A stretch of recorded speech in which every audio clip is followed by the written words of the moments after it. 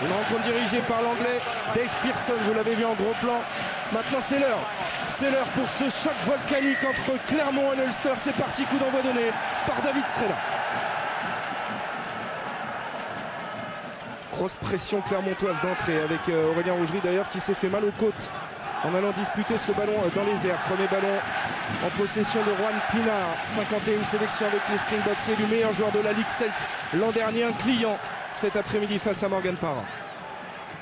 Ballon récupéré par les Clermontois. Sylvie Vatou alerté pour la première fois sur son aile. Cadrage débordement de Sylvie Vatou qui prend l'intervalle maintenant, qui peut peut-être décaler son capitaine Aurélien Rougerie qui s'est remis de son choc aux côtes. Il redouble et en avant de passe entre Sylvie Vatou et Aurélien Rougerie. Mais vous l'avez vu, les Clermontois ont des fourmis dans les jambes dans ce début de match.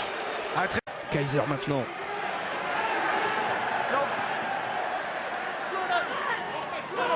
Il est entré légèrement dans le camp de l'Ulster. David Skrela. Premier ballon d'attaque à négocier pour le demi d'ouverture clermontois, plaqué un petit peu haut sur cette action. Le renversement de Parra dans le fermé pour Sylvie Vatou. Sylvie Vatou qui rafute comme une fraise.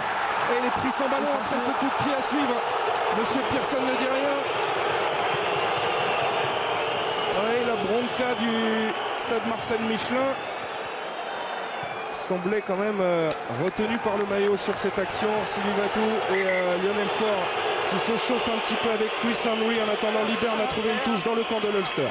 Les protestations du public clermontois avec David Skrela qui vient ici accorde on se teste d'entrée de match dans des duels 1 contre 1. Et là, c'est un duel gagné par Sylvie Vatou qui est accroché, c'est vrai, même si à mes épaules, il va au sol un peu trop rapidement, voulant bénéficier de la pénalité. On sent quand même une véritable ambition offensive côté clermontois. Et Sylvie Vatou est sur toutes les actions dans ce début de match. Lancé, Rory Best, le talonneur de l'équipe d'Irlande, fond d'alignement, il ne trouve pas son sauteur. Ballon récupéré finalement par Juan Pinard. Paddy Wallace qui va écarter ce ballon sur Stephen Ferris. En bout d'alignement là, en bout de ligne, il est repris par Wesley Fofana qui récupère ce ballon. Nouveau turnover à l'avantage des Clermontois. Il y a du rythme dans ce début de match, même si Liberne se prend un peu les pieds dans le tapis.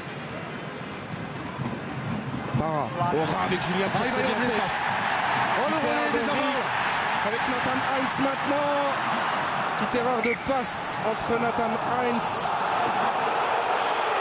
et Benjamin Kaiser ou Morgan Parra plutôt. Ce sera une mêlée à suivre pour les Irlandais. Ils vont souffler les Irlandais parce qu'il y a énormément d'intensité avec Stephen Ferris en position de second centre qui perd ce ballon au contact.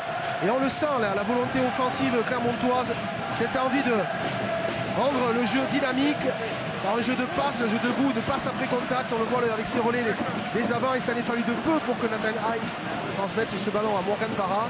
Tout ça est de bon augure parce que les Clermontois parviennent à trouver des espaces dans la défense irlandaise. Et les Clermontois ont très clairement dominé la première mêlée fermée du match. Celle-ci, elle est toujours à l'avantage des Irlandais, juste devant la ligne des 22 mètres de l'Ulster. Mêlée stable. Libération. Vandenberg pour Pinard qui dégage son camp. Sylvie Vatou qui vient encore se proposer pour relancer ce ballon. Il a des jambes dans ce début de match. L'ailier international All Black retourné ici par Paddy Wallace. Ballon conservé par les Clermontois. Parra, même sens avec Julien Pierre. Aurélien Rougerie maintenant décalé sur son aile. Il ne résiste pas au double plaquage irlandais. Il y avait Stephen Ferris dans l'histoire. Un maître du plaquage, un expert en la matière, même s'il était régulier, ce plaquage, c'est limite, parce qu'il vient vraiment à l'épaule. Et Aurélien Rougerie a bien fait sur le coup de s'envoler. C'est plus une percussion en fait. Oui, mais bon, il y a quand même le geste de l'épaule. C'était limite lancé. Rory Best cette fois-ci, il a assuré en début d'alignement la conquête avec cette prise de balle de Chuoui.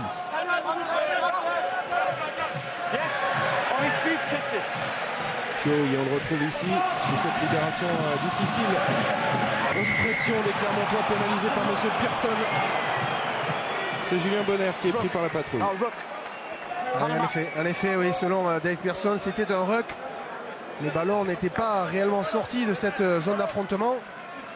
Et c'est Julien Bonner qui vient avec le pied et la main aussi, et les mains, perturber la conquête irlandaise. Attention de la maîtrise de la discipline.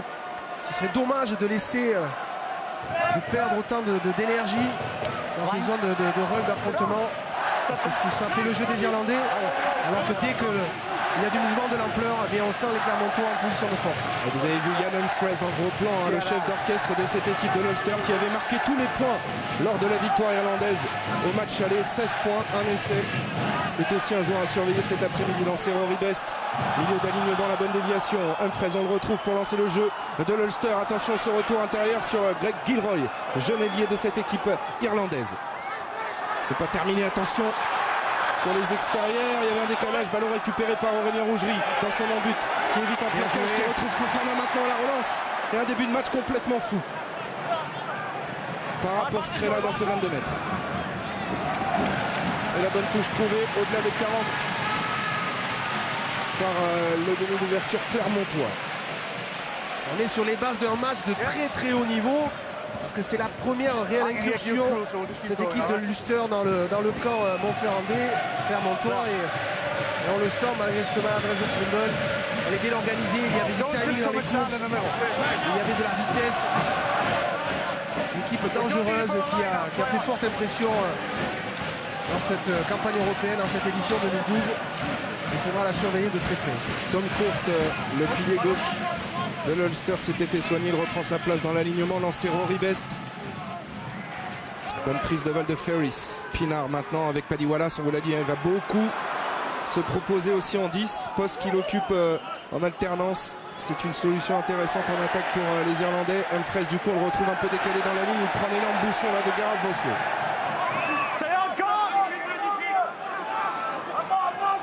Ferris, à nouveau. Repris par Pinard, qui renverse sur John Afoa, champion du monde avec les All Blacks. Découpé là par Julien Pierre et Gareth Voslo, très actif en défense. Yann Humphreys, petit coup de pied par-dessus dans le dos de la défense clermontoise.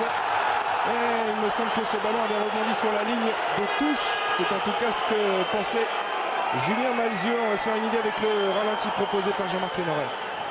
Yann Humphreys qui privilégie l'occupation du terrain. Et ce ballon, ça rebondit avant. Avant, si. Moi, je vois plutôt effectivement touche pour Clermont. Lancé Benjamin Kaiser. Prise de balle impeccable de Julien Bonner.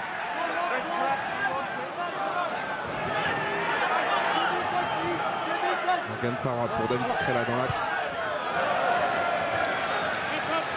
David Scrella qui va trouver une touche en dehors des 22 mètres. Et là, le public clermontois a pris en grippe les deux juges de touche cet après-midi, considérant que cette touche est un petit peu plus longue.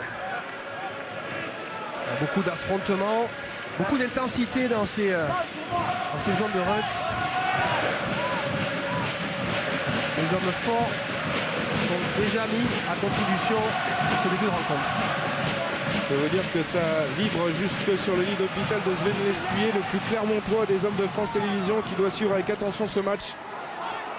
C'est bouillant cet après-midi au stade Marcel Michelin. Les Clermontois très bons là sur cette zone de ruck, de l'attitude en défense et une pénalité à leur avantage. Le soutien des supporters et aussi l'application, la belle attitude technique de David Scrella que l'on attendait dans ce registre-là défensif, parce que c'est une zone toujours exposée autour du demi d'ouverture. Il est bien resté sur ses appuis pour aller contester ce ballon et s'en emparer. On va au plaquage. Il est aidé par Julien Bonner et donc il y a un deuxième plaqueur où c'est Voslo. Alors, il me semblait que c'était David Scrella dans un premier temps, mais c'est Voslo aussi. Voilà l'articulation entre demi-ouverture, troisième ligne pour récupérer les ballons dans ces zones aussi cruciales d'affrontement, les zones de ruck. 11 minutes et toujours pas de points marqués. Lancé Kaiser, fond d'alignement, il va trouver Clément Rix. Ce n'était pas lui qui était sollicité à première vue, mais les Clermontois conservent quand même ce ballon. En avant, au sol.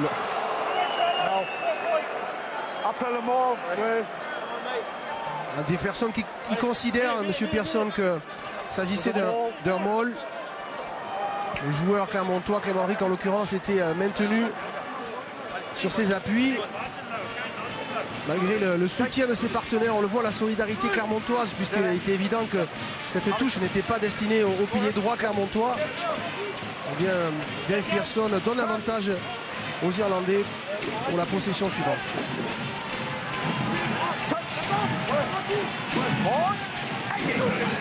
Clément Henrique en gros plan qui a fait une très bonne entrée face à Leicester qui a renversé son vis-à-vis. Ouais, c'est un rock ce Clément Henrique dont le nom a circulé pour faire partie des 30 retenus pour disputer le tournoi à destination. Alors que là il y a un plaquage. Et on aura peut-être un carton jaune. Très virulent de Choury qui n'était pas à 10 mètres. Et du coup c'est 10 minutes au frigo pour l'international irlandais. Je vous parlais de Clément Henrique, ce jeune joueur de 23 ans qui peut aussi évoluer au poste de pilier gauche.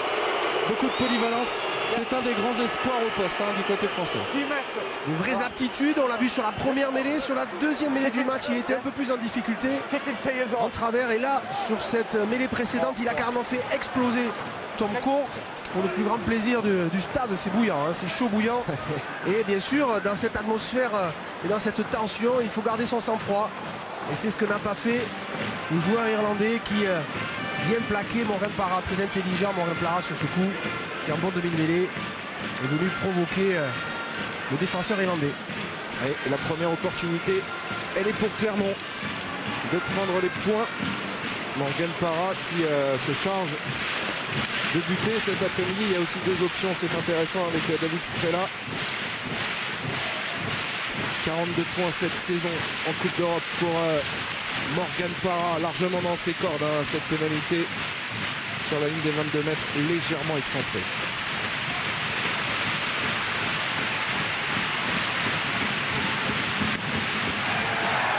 C'est parfait. Clermont ouvre le score après 14 minutes de jeu dans une ambiance de feu ici au Michelin. Que c'est bon, ces matchs de phase finale décisifs. Et la grosse pression mêlée fermée de Clément Henrique et du pack clermontois. C'est bon ça. On voit aussi l'effort collectif qui finit par être récompensé avec ses 3 premiers points. Clément Henrique qui a une position peu académique, mais que dire de la souffrance de Tom Court sur cette mêlée. Tout ça, ce sont des points, de bons points marqués aussi psychologiques dans cette entame de match. Ballon récupéré sur ce renvoi par les Clermontois dans leurs 22 mètres. Morgan Parra qui a un petit peu de mal à libérer cette balle. Du coup, David Skrela est venu lui prêter main forte. Malzieu est sous la pression irlandaise. Attention à ce ballon-là qui traîne et qui va être récupéré par les Irlandais. Il est là. Il y a un petit talonnage à la main quand même. C'est confus, cette zone de rock. Intervention de M. Pearson.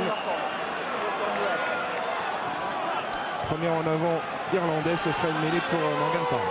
Des phases de jeu assez brouillonnes avec les Clermontois qui n'ont pas réussi sur le coup de renvoi à vite investir le camp irlandais et qui se retrouvent très vite sous pression parce que cette équipe, on le sait, de Leicester va profiter des moindres opportunités, des moindres défaillances adverses.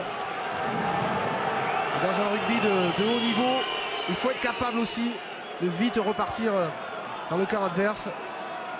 Il y a de l'intensité, ça s'accroche un peu partout.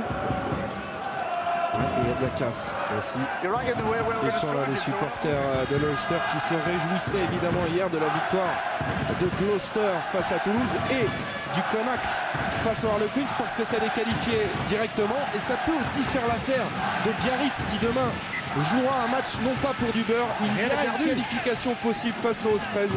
Biarritz en cas de victoire bonifié avec un concours de circonstances heureux dirons-nous sur d'autres matchs pourrait terminer meilleur deuxième et se qualifier pour les quarts de finale. Ce sera à suivre demain à 14h, horaire exceptionnel sur France 2 puisqu'il y a une grande après-midi de sport demain sur les antennes de France Télévisions comme souvent avec de la Coupe de France aussi et Stade 2 dans la foulée.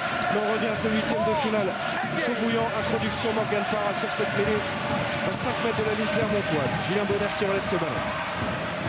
Parra. Et ils vont jouer les Clermontois, ils vont relancer de leur 22 avec Rougerie qui a décalé Sylvain Atou. Le jeu au pied, c'est pas son fort. Et on trouve une toute petite touche. Ouais, on sent quand même là, encore une fois la volonté, l'ambition offensive des Clermontois avec d'un point de vue tactique une belle initiative puisque il y a une infériorité numérique côté irlandais. Mais c'est vrai, on avait dit, Silivatou, on l'attend plutôt grand champ, ballon en main. Le jeu au pied, son jeu au pied était défaillant sur ce coup. Avantage en cours, il y aura une pénalité à l'avantage des joueurs de l'Ulster puisque le capitaine Johan Muller a été projeté là, sur cette touche. Est-ce que c'est véritablement une faute clermontoise ou ce sont les soutiens de Muller qui n'ont pas résisté?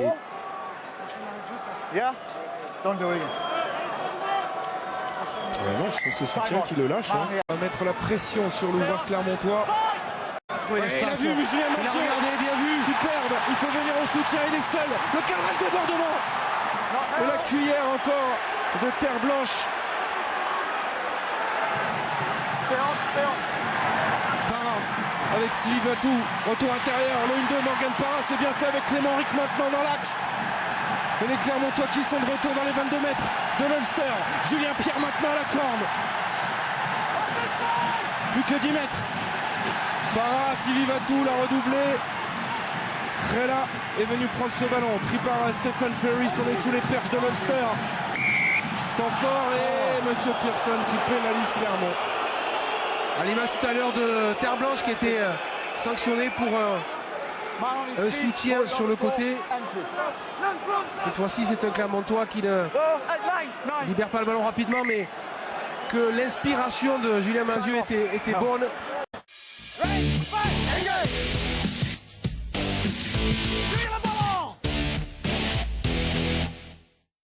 Peut-être avec des nouveaux hommes. Hein.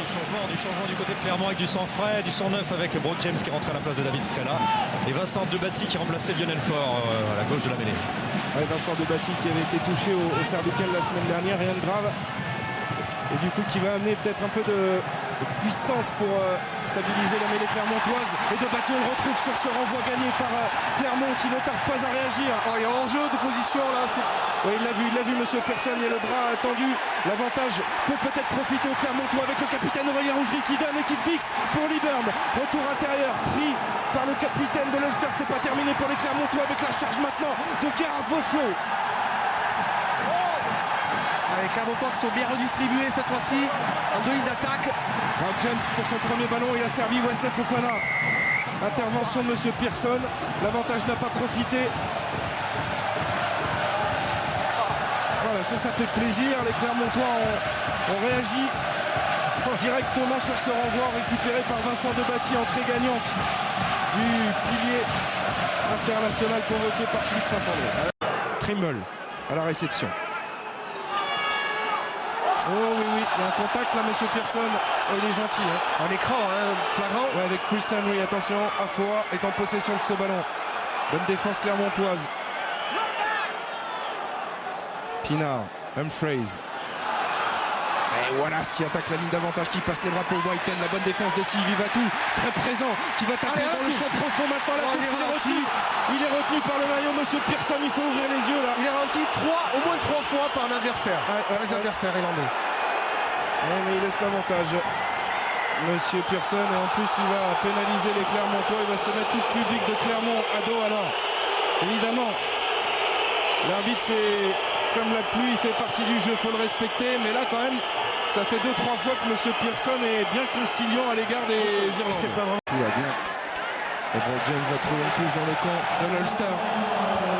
Changement dans les rangs irlandais. Les changements, Humphreys laisse la place à Marshall, numéro 21. Mais attention, Marshall est un client aussi, 2 essais en 2 titularisations en Coupe d'Europe cette saison. Petit format qui va prendre le poste de demi-mêlée et du coup, Juan Pinard va glisser à l'ouverture. Lancé Tipolo. Début d'alignement sur Julien Bonner. Bonne conquête de Clermontois qui vont pouvoir lancer le jeu. Parra avec Brock James. Rougerie qui feinte la passe, il s'était bien monté, il a coupé l'extérieur. Défendent vraiment bien ces Irlandais. À la limite de la faute parfois. Ils alternent les montées inversées. Fofana qui prend le trou. Il y a Julien Malzieu maintenant qui se propose à hauteur. Malzieu qui résiste au plaquage de terre blanche. Le soutien de Debati dans l'axe.